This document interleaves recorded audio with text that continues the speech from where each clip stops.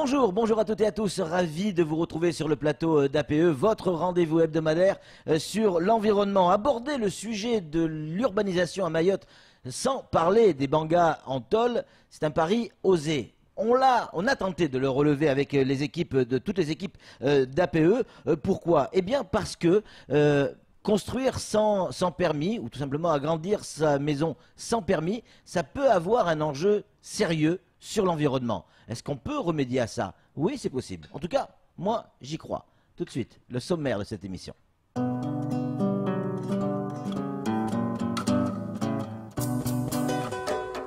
Aujourd'hui, dans ce nouveau numéro d'APE, l'urbanisation et ses conséquences environnementales seront au cœur de nos échanges. Cette semaine, dans le reportage, nos équipes se sont penchées sur le rôle de l'ANRU à Mayotte et dans la remédiation des quartiers en difficulté. Remédier, c'est réparer les torts causés à l'environnement et penser à l'usage des quartiers, tout en tenant compte évidemment des spécificités environnementales. Avec l'ADL, nous allons découvrir comment instruire un dossier d'aménagement et quelles sont toutes les questions que les spécialistes se posent avant de dire oui ou de dire non. Ensuite, avec nos invités sur le plateau, nous comprendrons l'importance de penser l'aménagement en amont. Nous recevons Philippe Perrault, directeur du patrimoine et du développement de l'ACIM. Nous aurons également Faïz Subra, directeur de l'aménagement opérationnel de l'ACIM, et Anne-Constance Onguena du cabinet Incidence. Aujourd'hui, on rentre dans une phase à Mayotte où il faut construire. On construit, on veut développer Mayotte et pourtant, on sait également que nos terrains sont à plus de 80% soumis à un risque naturel. C'est pour ça que l'on doit réfléchir et peut-être plus à Mayotte qu'ailleurs. Éboulements, glissements de terrain, bouleversement du lit des rivières, destruction de la biodiversité, destruction des zones humides, pollution. Les conséquences sont multiples et souvent irréversibles, tant pour l'environnement que pour l'homme. Alors nos équipes sont parties à la rencontre de ceux qui connaissent la problématique, ceux qui conçoivent l'aménagement de Mayotte et qui protègent notre environnement au service des générations futures. Regardez plutôt ce reportage signé Pierre Bellucci, Abbas Alidi et Leslie Vimenet.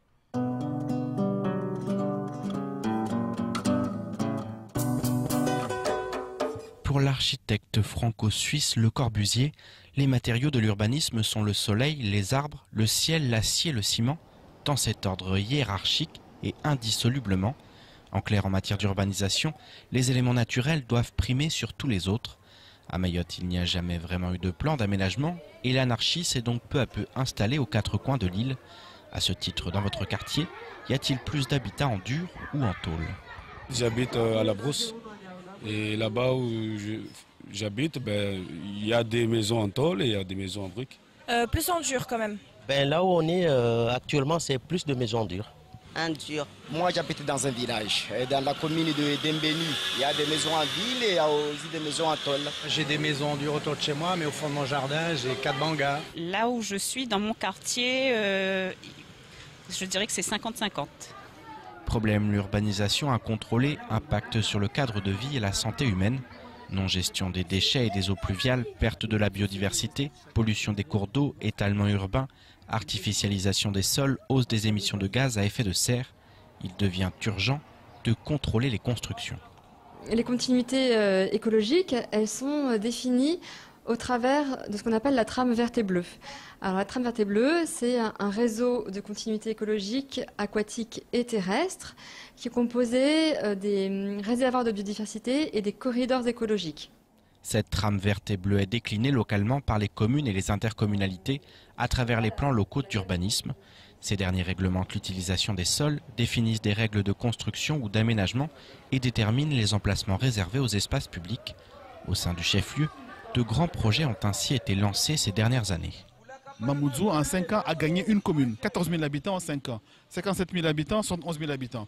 Donc on ne peut plus raisonner aujourd'hui dans le domaine de l'aménagement urbain comme on raisonnait hier. Donc il faut des schémas, il faut des plans, il faut une stratégie, il faut avoir une vision. Donc nous avons cette vision-là. Donc elle a commencé avec Mgomani, il y a le NPRU de Kawini, il y a la ZAC effectivement de Hamaha, et puis bientôt la ZAC de Loujani va être relancée. Il y a Tsunzu qui a un fort potentiel de foncier. Passamanti et Vaïbé aussi. Dans un contexte de raréfaction du foncier, il n'est pas simple de répondre aux besoins d'une population croissante tout en préservant l'environnement. Le projet Caribus tente néanmoins de le faire. La ville capitale de demain doit être bâtie dans une certaine harmonie, dans une certaine cohérence, avec une connexion entre le sud et le nord. Donc il y a un projet de transport, mais qui intègre la dimension d'aménagement urbain, qui est nécessaire ici, en tout cas un aménagement urbain moderne, mais aussi la dimension de l'économie, la dimension de l'attractivité du territoire communal, demain intercommunal, la dimension donc de l'emploi, mais aussi la dimension environnementale. Préserver le cadre de vie et le patrimoine mahorais en engageant une politique d'équilibre du territoire et de préservation des espaces naturels. Voilà le défi à relever pour que l'île se développe en harmonie avec ses richesses naturelles.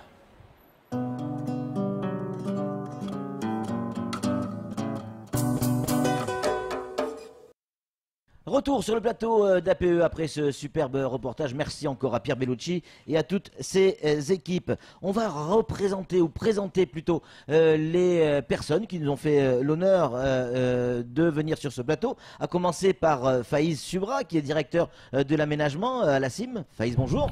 Bonjour Patrick. Et également Philippe Perrault, que l'on connaît bien sur ce plateau, directeur du patrimoine et du développement, toujours à la CIM. Bonjour Patrick. Et évidemment Anne-Constance Onguena du cabinet Incidence. Bonjour Anne-Constance. Bonjour. Comment on décide d'un aménagement? Quelles sont les règles? Qui décide, Faïz? L'aménagement est programmé, on va dire, dans un premier temps, par des documents d'urbanisme, notamment à l'échelle du département. Déjà, quand on parle d'aménagement, on parle bien de construction. Hein. On parle d'aménagement, de viabilisation et effectivement par la suite de la construction des logements qui vont dessus. Donc quand on parle d'aménagement, c'est-à-dire qu'on va viabiliser, on va ramener les routes, on va ramener l'électricité, tous les réseaux qui permettent après de construire des logements, de construire des entreprises, de l'activité qui sert en fait à l'activité humaine. Qui décide que on doit construire tel logement ou tel logement? Comment la décision intervient en fait? Nous avons des documents de programmation déjà à l'échelle de l'île, à l'échelle départementale. Aujourd'hui, celui qui est actuellement en vigueur, c'est le PADD de Mayotte, qui doit être remplacé par le schéma d'aménagement régional, le SAR. Et donc, à partir d'éléments de démographie, d'éléments d'économie, on essaie de prévoir à plusieurs années ce que sera l'île. Ce que sera l'île. Donc, c'est-à-dire c'est une projection. On se projette dans l'avenir et on imagine. On imagine ce que sera en tenant compte de tous les problèmes qu'on a. Tout à fait, tout à fait. On doit réparer et on doit également prévoir pour que tout le monde puisse vivre justement aussi en cohérence avec l'environnement. Forcément. Philippe, qui peut refuser un projet ici à Mayotte? J'ai un projet, vous avez un projet. Qui refuse les projets? Qui peut refuser un projet? L'aménagement, on peut le resituer à différents niveaux. On parle du milieu naturel, du milieu agricole, du milieu urbain.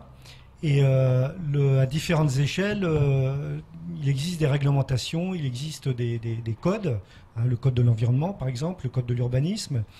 Et à partir du moment où un projet n'est pas conforme à l'ensemble de ce corpus de textes, d'accord, il peut être refusé par ce qu'on peut appeler entre guillemets l'autorité environnementale, d'accord. C'est qui? C'est l'ADEAL. Donc elle est exercée par les services de l'État, d'accord, et par l'ADEAL. Voilà. C'est quoi? C'est un peu le gendarme du projet? On peut pas appeler l'ADEAL le gendarme. C'est l'autorité qui contrôle et qui fait en sorte à ce que les projets soient conformes à la réglementation. Faïz, alors on a compris pour l'ADEAL, mais qui décide de la politique d'aménagement? Parce que vous dites, on réfléchit, on se projette et on imagine. Ouais, mais qui le fait? À l'échelle départementale, ça va être le conseil départemental. Après, on a des échelles qui sont au niveau communal, donc par rapport notamment aux documents d'urbanisme que sont les plans locaux d'urbanisme. Et donc, à ces échelles-là, ça va être les collectivités, les communes. Et aujourd'hui, maintenant, communautés de communes, puisque les interco en quelque sorte, voilà, qui ont la compétence maintenant de l'urbanisme. L'État intervient dans ces projets? L'État intervient puisque dans la réflexion, on est elle intervient dans la réflexion, mais elle intervient aussi pour vérifier que ces documents-là respectent bien toutes les différentes règles que Philippe vient d'annoncer. Philippe, qui finance la politique d'aménagement? Ça a un coût. Alors le financement de la politique d'aménagement, il s'exerce à plusieurs niveaux. D'abord, Mayotte est une région ultra-périphérique européenne, donc il existe des fonds européens pour ça. Il y a le budget des collectivités, donc c'est récemment, depuis 2 ans, c'est l'impôt. Les impôts locaux, qui doivent servir à alimenter des budgets d'investissement au niveau des collectivités, des intercommunalités.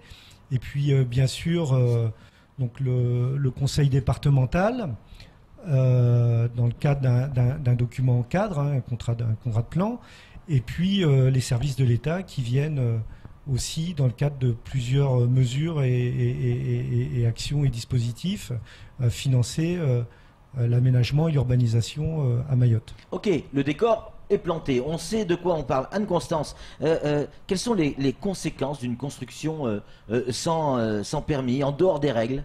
Alors, il peut ne pas y avoir de conséquences, mais il peut aussi y avoir des conséquences sur l'être humain. Si la maison est construite sur une zone à risque naturel et que ce risque s'exerce, la maison peut être détruite avec les conséquences qu'on imagine sur la vie humaine.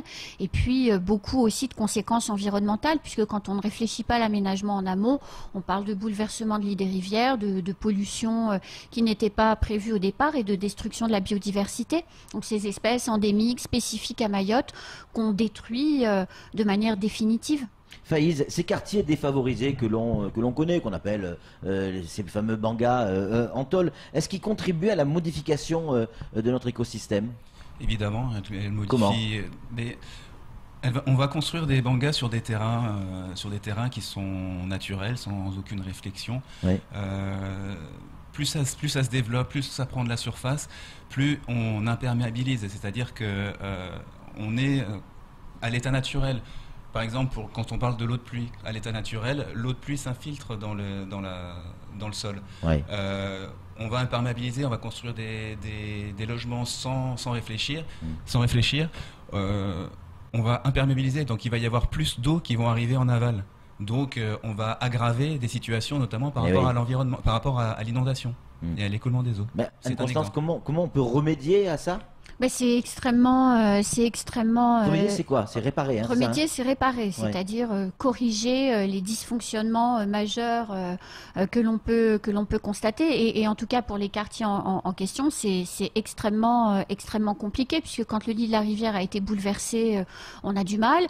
C'est vrai que lorsque on construit le long de falaises qui sont fragilisées, il y a tout un tas de réflexions, d'études et de travaux qui peuvent être entrepris, mais qui coûtent excessivement cher à mettre en œuvre pour le pouvoir public. Faïz, comment on arrive à aménager un territoire quand on sait que 80% de ce territoire est soumis à des risques naturels?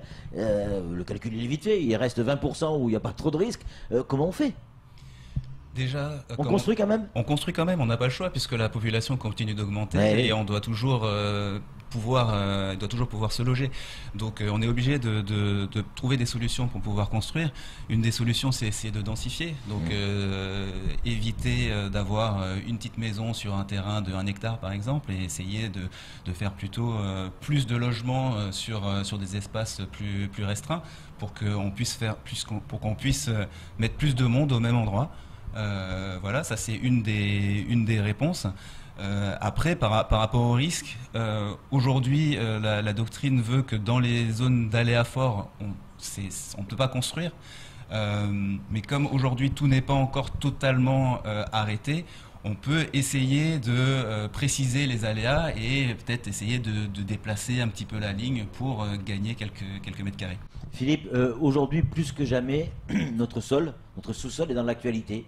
Est-ce que les tremblements de terre, les séismes, les petits séismes que l'on subit actuellement vont avoir une incidence sur la manière dont il va falloir bâtir, dont il va falloir construire? Est-ce qu'on va construire autrement? A priori, aujourd'hui, on construit en intégrant la problématique sismique. Zone 3. Zone 3, ouais. D'accord. À Mayotte, on n'a pas été soumis, que je sache, à une série de petits séismes récurrents durant une longue période. Je pense que la réponse, elle est chez les services de l'État et le BRGM, d'accord, de savoir si l'ensemble de ces mouvements sismiques doit conduire à une révision ou pas. C'est-à-dire changer de zone, passer en zone 4 par exemple, c'est évoqué. Hein, de zonage, ouais, voilà. Ouais.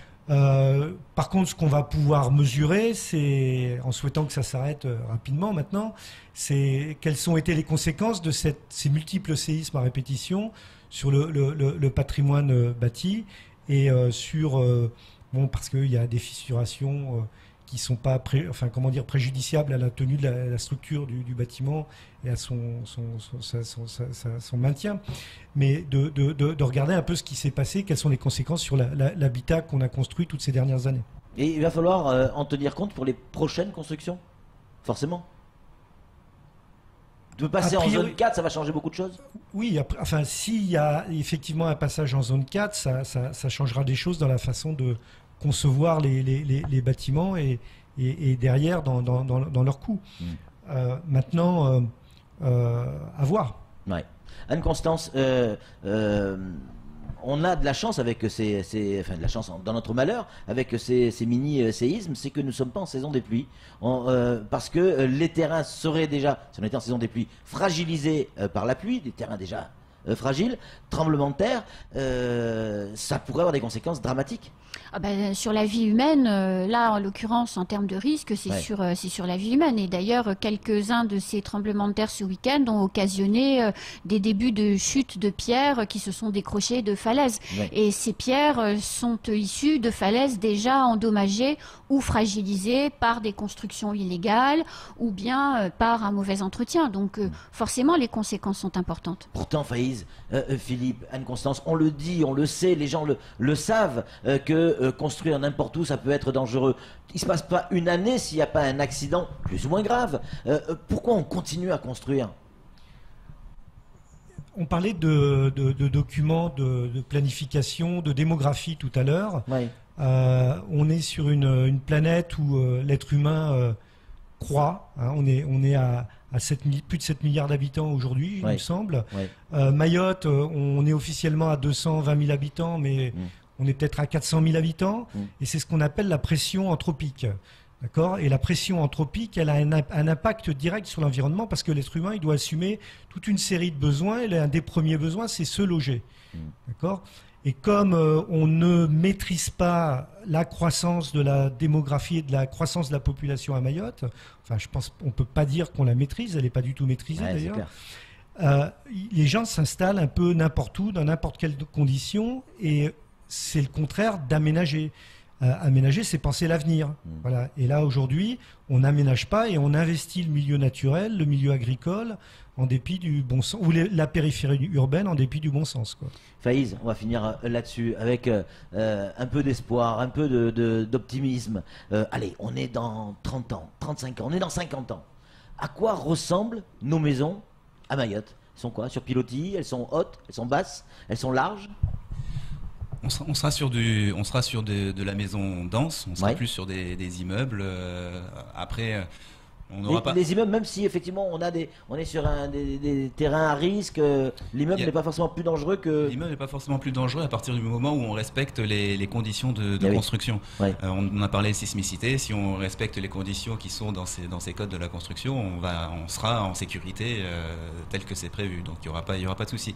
Maintenant, on ne sera pas sur des quartiers comme on a en métropole, des quartiers HLM, des cités. HLM, voilà. Puis on sera sur des petits collectifs, on va dire à taille humaine, à échelle humaine.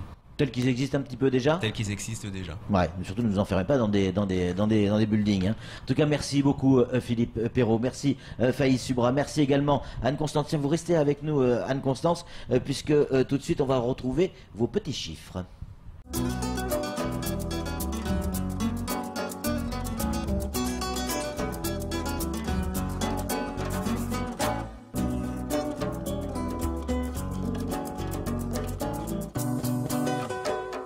Anne-Constance, les petits chiffres, on adore ça, cette petite chronique. On a Faïz et Philippe qui sont restés avec nous en plateau. Près de 40% des logements à Mayotte seraient des cases en tôle. Ça paraît énorme, ces chiffres. Oui, c'est un chiffre qui est important et qui est le résultat d'une enquête menée par l'INSEE et la DEAL sur les conditions de logement. Et au-delà de ces 40% de cases en tôle, il faut se dire qu'un tiers des logements n'a pas encore aujourd'hui l'eau courante et 2 tiers n'ont pas le confort dit de base, à savoir des sanitaires, une cuisine dans l'habitation, etc., etc. Pour lutter contre la ou les pollutions, incontestablement, c'est l'assainissement est crucial. Clairement. Oui. Combien il faudra investir à Mayotte pour que ce soit aux normes et qu'on puisse fonctionner comme dans n'importe quel autre département français? Il y aurait besoin de 530 millions d'euros pour... Attendez, il doit me rester quelques petits trucs dans la poche là, mais peut-être pas assez là. Merci de les mettre de côté, il y en a besoin. 530 millions d'euros. 530 millions d'euros, alors c'est énorme hein, pour ce... Parce qu'on dit 530, pourquoi pas 312 milliards, hein, ouais. Mais 530 millions d'euros, quand le programme opérationnel, le premier programme opérationnel de Mayotte apporte au territoire 340 millions d'euros, vous voyez l'ampleur du travail, le tour de table financier énorme qu'il faut faire pour arriver à chaque fois à financer des travaux d'infrastructure pourtant essentiels. Logement social, Faïz en parlait tout à l'heure. Combien de foyers sont éligibles à ce logement social justement à Mayotte? Alors 80% des foyers sont éligibles au logement social en Outre-mer et à Mayotte en particulier. Et si on compare avec la métropole, parce que c'est toujours intéressant d'avoir des points de comparaison, 66% des logements, des foyers sont éligibles au logement social en métropole. Et donc pour pallier en fait cette difficulté, les pouvoirs publics ont décidé en 2016 de lancer une vaste opération de construction de logements à hauteur de 200 logements sociaux par an et de monter dès 2017 ces unités à 300. Et l'objectif étant à terme, en rythme de croisière, de financer la construction de 500 logements sociaux par an à Mayotte pour tenter de répondre aux besoins énormes de la population. Juste encore une dernière petite question, parce qu'après je vais donner la parole aussi à Philippe. C'est quoi un risque naturel? Parce qu'Faïz en a parlé tout à l'heure, mais c'est quoi un risque naturel? Mais c'est bien de le repréciser, parce qu'on le dit, mais on ne le sait pas forcément. Les risques naturels, c'est l'inondation, qui est quand même ici le risque majeur. Hein. C'est l'inondation, c'est le mouvement de terrain, donc les éboulements. C'est aussi le risque cyclonique, c'est le risque sismique. Et c'est aussi le risque de feu dont on parle très peu, mais on a beaucoup de forêts.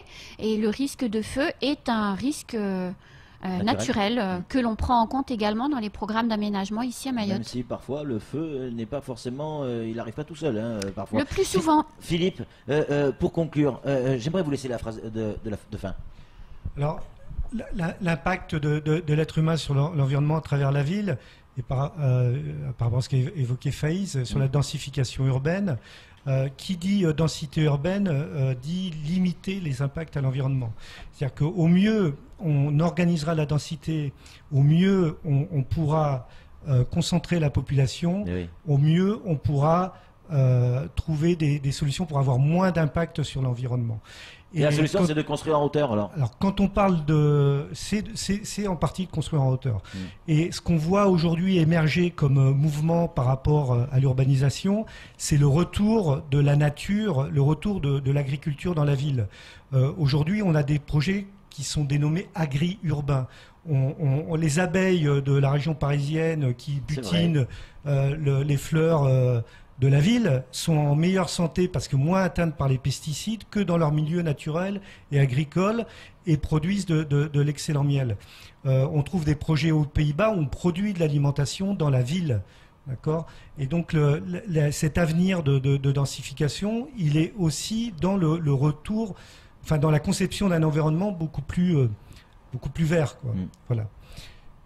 Merci beaucoup. Mais je vous écoute parce que en vous écoutant, c'est vrai, Faïz, on se projette et on imagine. J'imagine bien effectivement vivre peut-être dans un appartement et autour des champs de maïs, des champs de manioc, des champs de quoi, de bananiers. Pourquoi pas? Pourquoi pas? Eh oui, pourquoi pas. En tout cas, merci beaucoup d'avoir été clair, mais aussi visionnaire en quelque sorte, de nous avoir expliqué à quoi peut ressembler Mayotte. Merci Philippe Hérault, merci Faïs Subra, merci également à Anne Constance, merci à vous qui êtes de plus en plus nombreux à nous regarder sur cette émission, enfin pour cette émission APE. Nous on se retrouve évidemment la semaine prochaine, hein, ça sera à coup sûr sur la même chaîne, à peu près à la même heure, avec d'autres invités et d'autres thèmes. D'ici là, soyez prudents. Salut.